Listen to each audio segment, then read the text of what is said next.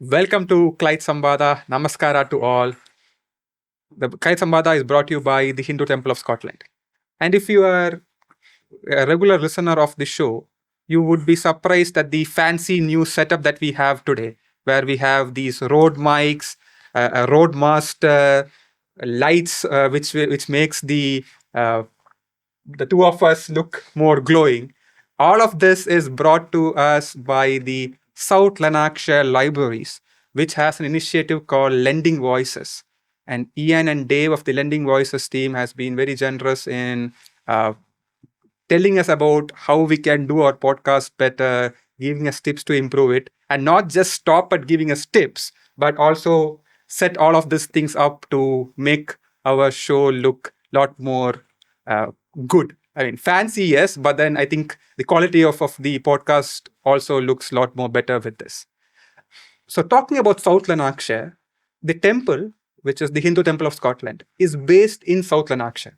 So, we thought in today's episode, as we are moving from the temple premise in terms of where we have done most of the shooting of the episodes before, we thought maybe this is a good opportunity for us to talk a bit about the temple itself, its history, its origins, how it came to this community, what interaction does the temple have with the community, and all of that. So I thought it was a very good opportunity for us to make this link as we start engaging with the community in a deeper manner through the South Lanarkshire Libraries initiative. So we have Jagannath G with us. We call him Jagan Uncle, so I might potentially keep referring to him as Jagan Uncle. So Jagan Uncle is with us, and Jagan Uncle is one of the initial founders of the temple, and he's currently the president of the temple.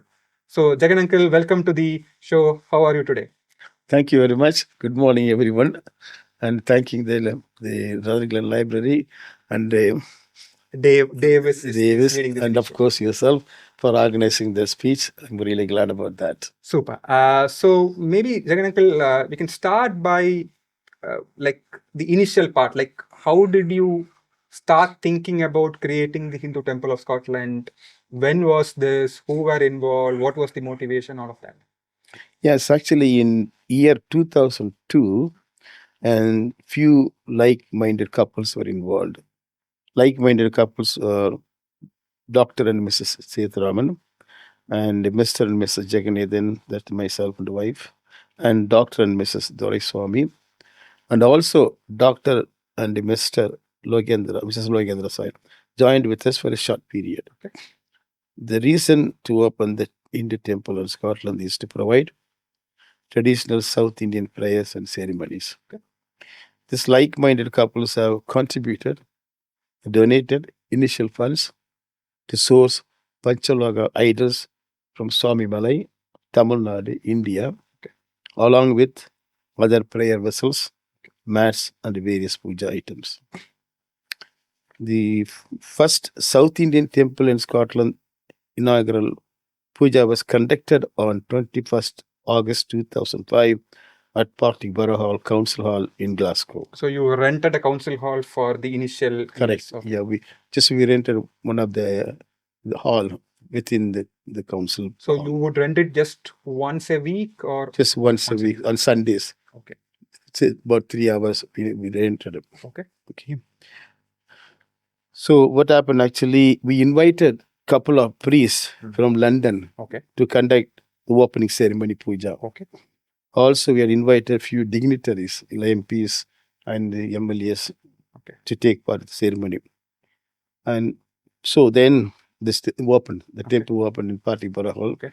For that, we're looking for a priest. Okay. Mr. So when you say temple opened, and it's only Sunday, so you would just carry the vigrahas to the place and then take it back? Is that what you do? That was a big adventure actually. Okay. So what happened actually, we had Ganesha and Balli Deva, Murugar and Balaji and his associates. Okay. So we normally they gave us a couple of metal cabinet. Oh, okay. So in the hall itself. In the other side of the hall. Oh, okay. Other side of the hall. Like a locker room. The locker. Oh, okay. Locker. So we used to carry everything in the back into the cupboard, and every Sunday go early, bring everything from the cupboard, organize mats, Oh, it's a tedious job every Sunday. Okay. So we used to wait for a frame because Ganesha is 30 kilos weight. Oh, okay. So So you nobody. need a big gym body to Yes, do big it. job body, gym body like a frame. So he used to come one day, we did that.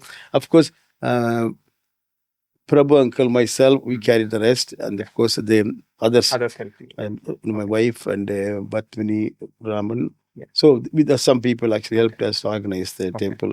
It was a very good experience. Yeah. And so we stayed in the Party Bora Hall for 5 years. 2005, 2010. About almost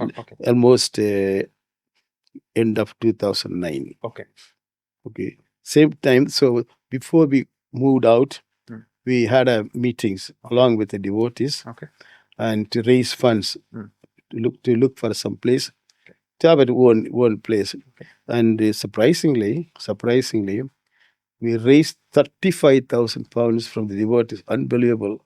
Unbelievable. I don't think we can do that now. And along with that, and we got the money from Australia. Dr. Sedaraman's brothers, sisters, they're all living in Australia. So he canvassed them and they sent some money.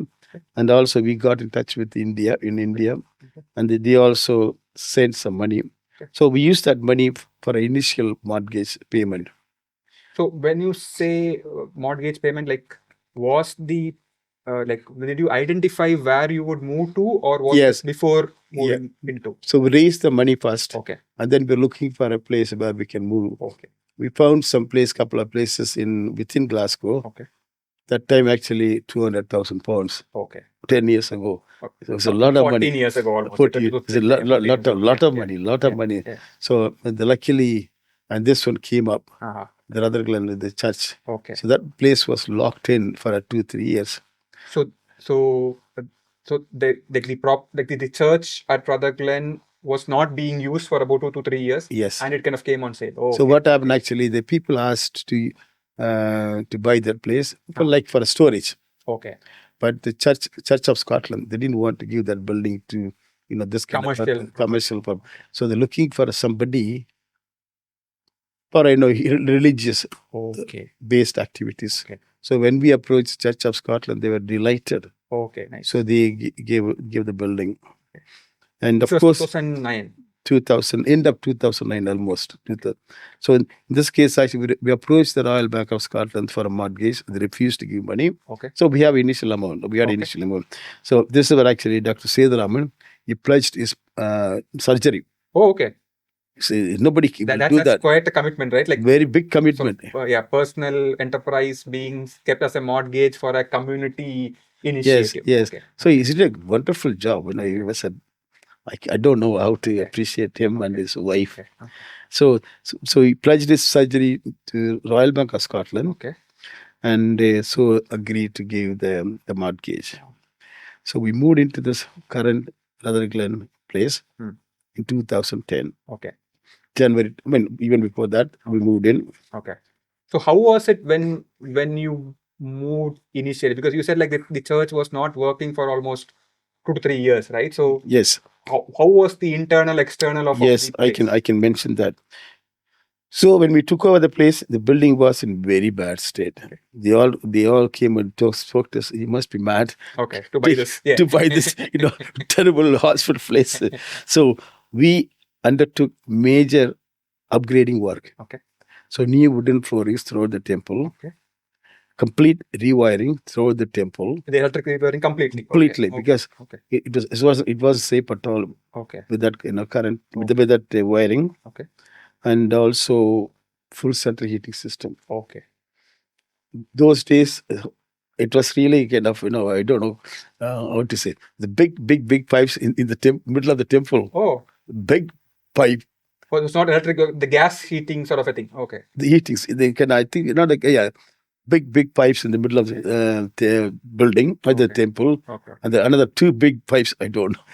It's antiquated. If you have a photo of it, we probably put that up just to show to everyone like how it was. Correct. Really. We didn't occur to us that time actually.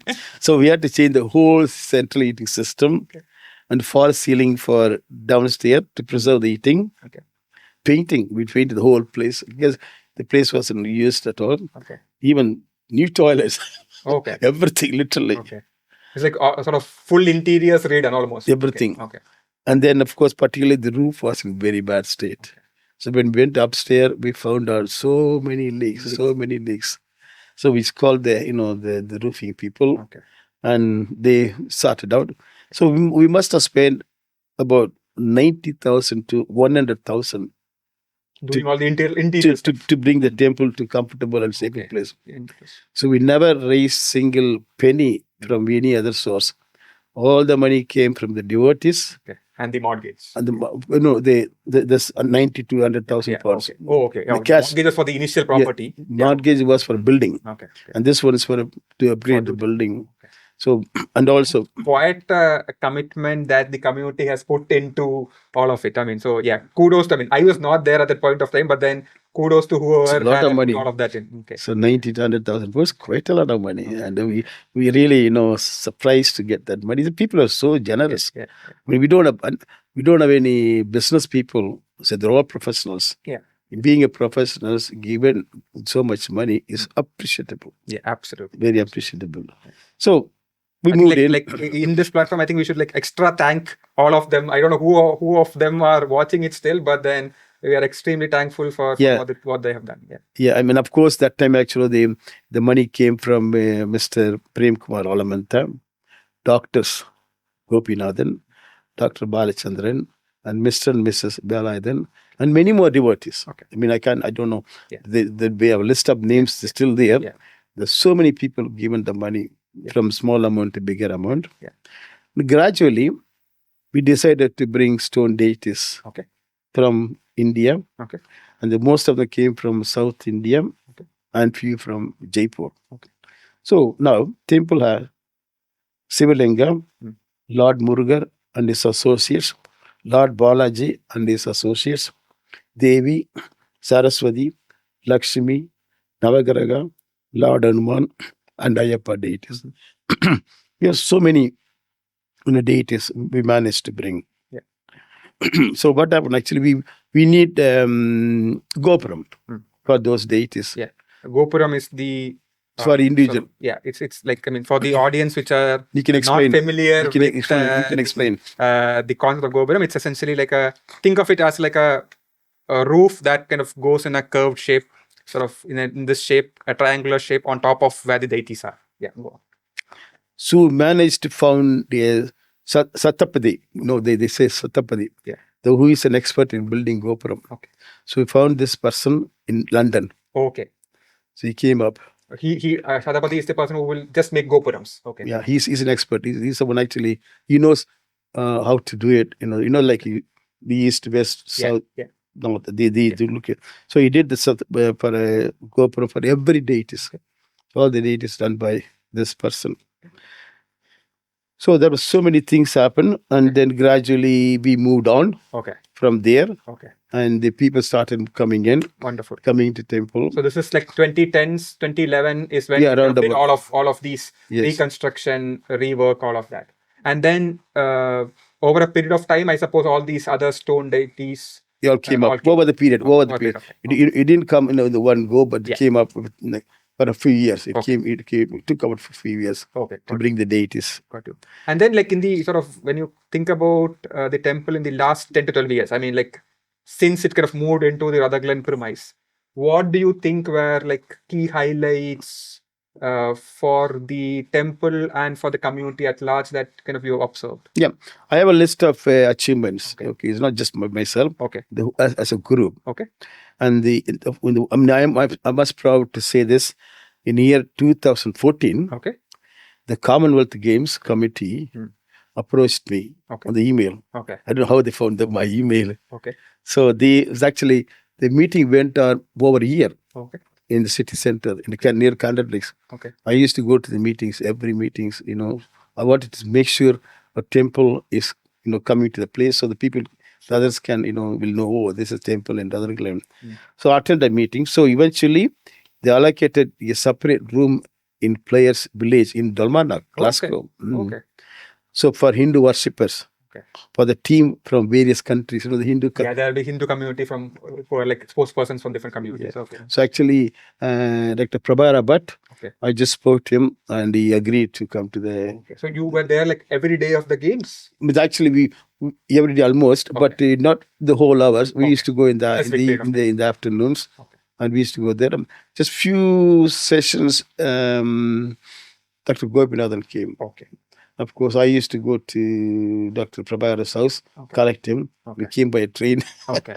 Here is our chauffeur and there. I think like the fact that I think just to give a bit of context to people who are not familiar with the temple, the fact that he is referring to priests as doctor tells you the fact that they are also doubling up from a day job where they are doctors either from a medical field or from a professional university type background, and they are also priests because the temple does not have a full-time priest, so it's kind of run by volunteers of people in how the temple runs. So just to give background, if you are not familiar with the terminology of doctor and the priest coming in the same terminology, it's not doctor for the priest reasons, but it's doctor by profession and priest by weekends for the temple. Yeah.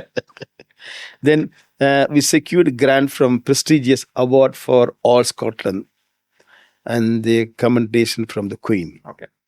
So then... What was the commendation by the Queen for? It's actually, the award for Scotland means actually they allocated some funding. Okay. And so that's we can use it for a temple purpose. Okay. And of course, they recognize the temple for the work. Okay. And the temple was another achievement.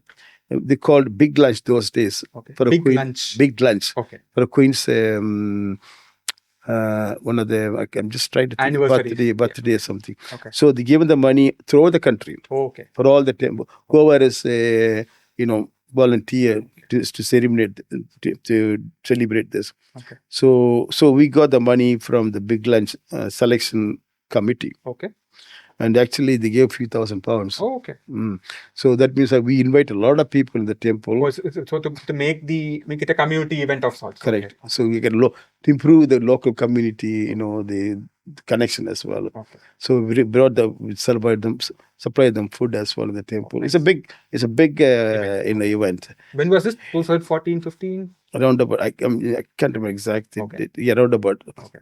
So Sri actually, on behalf of the temple. Okay. Now, before that, I want to tell you. So our temple was selected by the Big Lunch Celebration Committee. Okay. Award. Oh, okay. So not just give the money, but then also award because they gave us an award. Okay. Only very people have selected to receive award. Okay. So one of is our temple. Oh, okay, super. It's really wonderful achievement. Okay. So Dr. Sreevas, he went to London. Okay. To receive an award from her Royal Highness Duchess of Cornwall, Camilla. Okay. So there was, he was proud. We got very proud about that. Yeah. Of course, another thing, actually, a few more things coming up. Raised funds for Princess of Wales Hospice. Okay. Our activities were recognized by across UK. Okay. We were invited by both BBC and STV to the studio to take part in discussion on the religious or based things. Okay. So we attended actually. Okay. One more thing actually, on 6th of July 2020, BBC team came to the temple. They stayed all day almost. Okay. They filmed it. They videoed it. About how the service have been conducted. Okay. And of course, some session of the yoga as well. So when you say 2020, that's the COVID year, right? So this was shot during the COVID time. Yeah, during COVID time. So it was it got to be very careful about, this, don't do this, don't do that. So of course, we were very careful about that. And also, they broadcasted on BBC Scotland, the whole thing. So, Dr. Narasimhan, Sri, and of course, the other, the committee people involved. So it was very nice. And another thing, I need to thank the Consul General of India, Edinburgh. He's been very supportive, organizing events in the temple, and also attended by the dignitaries from Consul General of India. So when we talk about the last, let's say, the 4 or 5 years, what do you see has changed within the community at large and the sort of interaction between the community and the temple? I mean, so can you kind of talk a bit about like the recent history of the temple? By recent history, I would say we organized. One more thing, I said students from local Okay. schools. They called us. Okay. They sent us email. Actually, what about somebody can come and tell us about the Hinduism? Okay. How the prayer is done by the Hindus, the priest. Okay. So we actually volunteered. Dr. So it's like students come to the temple or both okay. ways. The students came to temple during weekdays, and also Dr. Gopinath, he prepared the slides. Okay. Related to the Hinduism religion, and also he went to this schools, demonstrated. He used to take some idols to show them how they look like, because idols is one of the new thing for the local people. So he really was involved so much. And what other similar sort of community level engagements do we have? I mean, like for local community or for people from other religions? What? We invited, actually, the temple is open to all the religions. Okay. We invited them. So you just come and go. Yeah. And of course, some people came up, weekdays. Another thing, actually, we have a community hall just opposite our the temple. Okay. And they approached us, the Scouts students, boys. Okay. So what about coming to our temple one evenings? Okay. Because they gather the evenings. Okay. We told them, yes, come to the temple. That particular evening, we opened the temple for some special event. Okay. So about 25 boys came up with a uniform. Okay. So they were sitting and watching. Okay. So it means actually we are trying to encourage the more interfaith more activities. I mean, I think like given this show or this recording is going to be listened by not just people who have been to a temple but also others. I think we are the message sent out by you there is like everyone can drop by, see what the service happens, how we do what we do, because like in this today's day and age, the intercultural interfaith exchanges are extremely important. Yes. And unless we appreciate what each other does, sometimes that's becomes the root cause for a lot of conflict. So yes, being open to all is really a good message that you're sending out through this way. Yeah. I think we have improved the relationship with the local community. I mean, the example is when we painted outside the wall. Okay. Red and white, which is the classical, the typical for the Hindu temple and South Indian temple. Yeah. We are a bit scared. How the reaction would be. Of course, we wrote to the council. Okay. Just inform them what happened actually, but the local community, they could have raised the objection. Yeah. But some people, when they walked along across the road, they said, "Oh, it looks really nice." Okay. That's actually boosted our confidence. Okay. I think like we are kind of thankful for the local community for sort of welcoming us and then hosting the temple within the South Lanarkshire larger community. So in fact, one of the incidents I must tell, and we didn't have a CCTV camera those days. Okay. So the boys used to jump over the gate, sitting at there's the garden outside, sitting and drinking and chatting away. Yeah. So the opposite house people from the opposite building, they were watching. Okay. And somehow they got our telephones. Okay. And they phoned us. Okay. We can see that how much the support they're giving us. Yeah. And they phoned us, and then I approached the police station here, Rutherglen. And they told me, well, the best thing is actually have a CCTV camera. Okay. So we took their advice. So installed a CCTV camera. Since we installed the CCTV camera, no boys going there. So that is stopped. Okay. And I think the community itself has kind of supported the temple a lot. I think it shows actually the local community, local people they're very supportive, not raising any objections. Some people are actually having some bad experience in the other parts of the country, but we are not. Yeah, I think like we have also had like the local MSPs and the MPs. They were attended. The temple. Yes, that's correct. Yeah, they do. We used to visit them on the special days. Yeah. And another thing, actually, the Interfaith Scotland, the director approached me and can you send someone from in the temple to take a place representing the Hindus in Interfaith Scotland. Interfaith Scotland, yes. So I spoke to Dr. Steary and agreed. So I mentioned to Maureen Pearson, and she's the director of the Interfaith Scotland. So since then, he's with Interfaith Scotland. Yeah.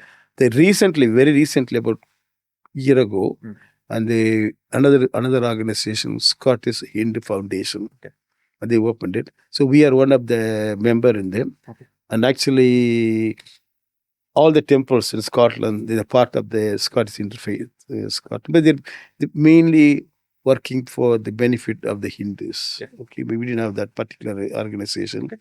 So Dr. Yatish Rangappa, so we sent him representing our temple. So our representation is there everywhere, almost. So that means actually it's good for the temple as well. I think and also a similar note is the Rutherglen Council itself for the 900th anniversary of Rutherglen, and also for other meetings. They've invited us to be part of the council meeting so that we kind of know what is happening and engage with the community and the council. So I think the local community itself has welcomed us to have our representation within the council meetings and all of those. Yeah. Yeah. And a few more things I would like to mention about the Carnatic music classes are taking place on most of the Sundays. And Mrs. Arti, Rob, and she's involved, spending their time.